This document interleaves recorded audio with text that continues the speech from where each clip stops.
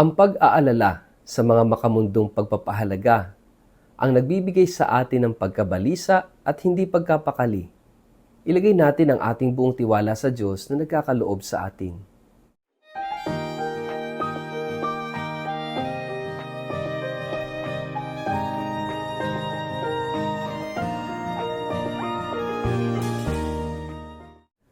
Ang mabuting balita ng Panginoon ayon kay San Mateo. Walang aliping makakapaglingkod sa dalawang Panginoon sapagkat kapupuotan niya ang isa at iibigin ang ikalawa. Paglilingkuran ng tapat ang isa at hahamakin ang ikalawa. Hindi ninyo maaaring paglingkuran ng pareho ang Diyos at ang kayamanan. Kaya't sinasabi ko sa inyo, huwag kayong mabalisa tungkol sa inyong kakanin at inyong iinumin, upang kayo'y mabuhay o kaya'y tungkol sa susuotin ng inyong katawan. Hindi ba't ang buhay ay higit na mahalaga kaysa pagkain at ang katawan kaysa damit? Masdan ninyo ang mga ibon. Hindi sila nagtatanim ni umaaniman o kaya'y nagtitipon sa kamalig. Ngunit pinapakain sila ng inyong Ama na nasa langit. Hindi ba't higit kayong mahalaga kaysa mga ibon? Sino sa inyo ang makapagpapahaba ng kanyang buhay ng kahit isang oras sa pamamagitan ng kanyang pagkabalisa? At bakit kayo nababalisa tungkol sa pananamit? Isipin ninyo kung paano tumutubo ang mga bulaklak sa parang. Hindi sila nagtatrabaho, ni gumagawa ng damit. Ngunit sinasabi ko sa inyo, kahit si Solomon sa kanyang karangyaan ay hindi nakapagdamit ng singganda ng isa sa mga bulaklak na ito. Kung dinadamitan ng Diyos ang damo sa parang, na buhay ngayon at kinabukasan ay igagatong sa kalan, kayo pa kaya kay liit ng inyong pananampalataya sa Kanya? Kaya't huwag kayong mag-alala na baka kayo kapusin sa pagkain, inumin o damit. Hindi ba't ang mga hintil ang nababahala tungkol sa mga bagay na ito? Alam na ng inyong Ama na nasa langit na kailangan ninyo ang lahat ng ito. Ngunit higit sa lahat ay bigyang halaga ninyo ang kaharian ng Diyos at ang pamumuhay ng ayon sa Kanyang kalooban. At ibibigay niya sa inyo ang lahat ng mga bagay na ito. Kaya nga, huwag ninyong alalahanin ang bukas, sapagkat ang bukas ang mag-aalala sa sarili niya. Sapat na ang inyong mga suliranin sa bawat araw. Ang mabuting balita ng Panginoon. Word of the day, hear what God has to say. Mapagpalang araw po sa inyong lahat. Kumusta po kayo? Ang ating pong word of the day ay worries. Bago po tayo magpalalim sa ating pong reflection sa araw na ito, kayo po'y muli kong inaanyayahan na huwag kakalimutan mag-like, follow at subscribe sa atin pong Facebook page at YouTube channel na Word of the Day. Ganun din po paki-share ang video ito sa inyong kapamilya, kamag-anak, kaibigan, mga kakilala sa social media para po sama-sama tayo sa pagiging media evangelizers at online missionaries na nagpapalaganap ng salita ng Diyos sa mundo ng social media. At kung kayo po'y nakikinig ng Word of the Day sa pamamagitan po ng Radio Maria, mapagpalang pakikinig po sa inyong lahat. Mga kapatid, ikaw ba'y maraming mga problema sa buhay? Ikaw ba'y maraming mga alalahanin sa buhay? Pansinin po ninyo at tanongin nyo ang inyong sarili, saan nanggagaling ang iyong mga alalahanin? Saan nanggagaling ang iyong mga problema, ang iyong mga pagkabagabag sa buhay? Kung ating titingnan at susuriin ang ating sarili, ito yung mga pagkakataon na kung saan nagkukulang tayo ng pagtitiwala sa Diyos. Na kung saan nagkukulang tayo ng pasasalamat sa Diyos. Yung pagtitiwala at pasasalamat ay napakahalagang aspeto upang mawala ang ating mga alalahanin, upang mawala ang ating pagkabagabag, upang harapin natin ang mga hamon at problema sa buhay ng matatag. Yung mga worries, sabi nga ni Padre Pio, pray, hope, and don't worry.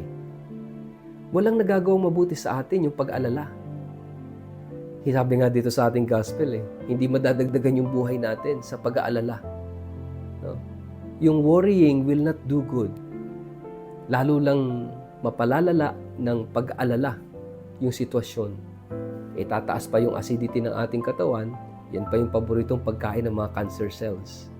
Kaya ngayon, yung sakit na cancer, hindi lang yan pang mayayaman Pang lahat na yan. Kahit mahihirap, tinatamaan ng cancer. No? Bakit? Sa sobra nating pag-aalala. Dito sa ating gospel, maganda yung mga payo ng ating Panginoon. Maganda yung kanyang mga sinasabi sa ating lahat para bantayan at tingnan yung ating sarili. Una, sabi niya, huwag nating paglingkuran ang Diyos at ang salapi. We cannot serve both God and Mammon. No? Napakahalaga na i-prioritize, ilagay natin ang Diyos bilang pangunahin sa ating buhay. Kasi kapag inilagay natin ang Diyos bilang pangunahin sa buhay, nandoon yung 100% na tiwala, na trust natin sa Kanya, then magagawa nating harapin lahat ng mga hamon sa buhay natin. Kaya nga dito, sinasabi sa ating gospel, nag-aalala tayo kung ano yung ating kakainin, kung ano yung ating iinumin, kung ano yung ating susuotin, o paano na yung bukas. No? Ang dami nating problema, ang dami nating iniisip. Yung iba nga, napakasimple ng pagkain. Kahit kaunting kanin at tuyo, dahil mapagpasalamat sa Diyos, kahit isang pirasong tuyo at kaunting kanin ay napakalaking biyaya na.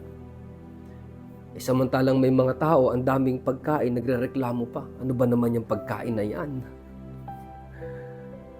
And then, sasabihin, nag-aalala tayo sa kung anong kakainin. Hindi dahil walang makain, may mga taong nag-aalala. Hindi dahil walang makain, kundi dahil sa dami ng pagkain, hindi na alam kung ano rin yung kakainin. At nagrereklamo na.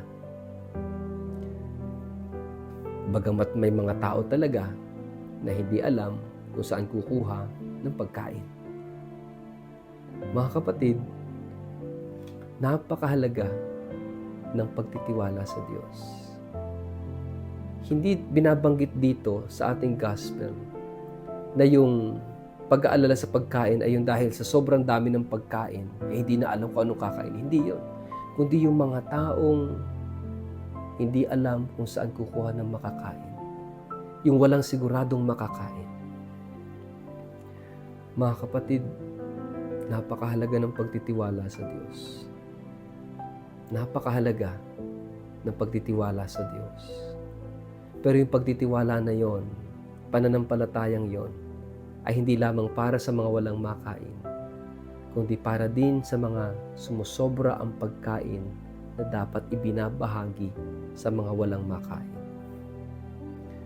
Yung mga walang masuot na damit, samantalang makikita natin sa lansangan, halos maghubad dahil sa init. Pero may mga tao na sobrang luho, na ang dami ng mga damit na hindi naman sinusuot. At kapag namimili na ng damit, hindi na alam kung alin yung susuotin dahil sa sobrang dami ng pamimilian, hindi na alam kung ano ang susuoting damit. Mga kapatid, meron naman mga tao na nagwo-worry, paano yung bukas? Hindi pa nangyayari, iniisip na. Sabi ng Panginoon, sapat na yung problema mo ngayong araw na ito. Huwag mo nang isipin yung bukas, hayaan mo yung bukas ang mag-isip sa kanyang sarili. Too much worries will not do good sa atin. But too much trust in God, napakalaking maiaambag sa ating lahat. Mga kapatid, kumusta yung trust level mo sa Diyos? Kasi pag mababa ang trust level mo sa Diyos, mataas ang worries mo. Pray, hope, don't worry. You are not in total control. Always remember, God is in total control. Always remember, everything will pass away. Lahat. Kung ating titingnan yung providence of God around us, sobra-sobra ang pagpapala ng Diyos. Bakit sobra tayong nagwo-worry? Kasi hindi natin nakikita yung mga pagpapala ng Diyos na yon sa buhay natin. Pero kung makikita lang natin kung paano ang Diyos ay nagkakaloob, kung paano ang Diyos ay nagpapala, wala tayong dapat ipag-alala. Dahil alam mong ang Diyos ay palaging naririyan, hindi ka pababayaan. Pray, hope, don't worry. Sa ngalan ng Ama at ng Anak at ng Espiritu Santo. Amen. Ama naming Diyos, bigyan mo kami ng matatag na pananampalataya. Hayaan mong makita namin ang iyong kagandahang loob at ang iyong pagpapala.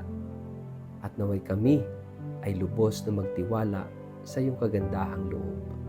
Amen. Pagpalain po kayo at ingatan ng makapangyarihang Diyos, Ama at Anak at Espiritu Santo. Amen.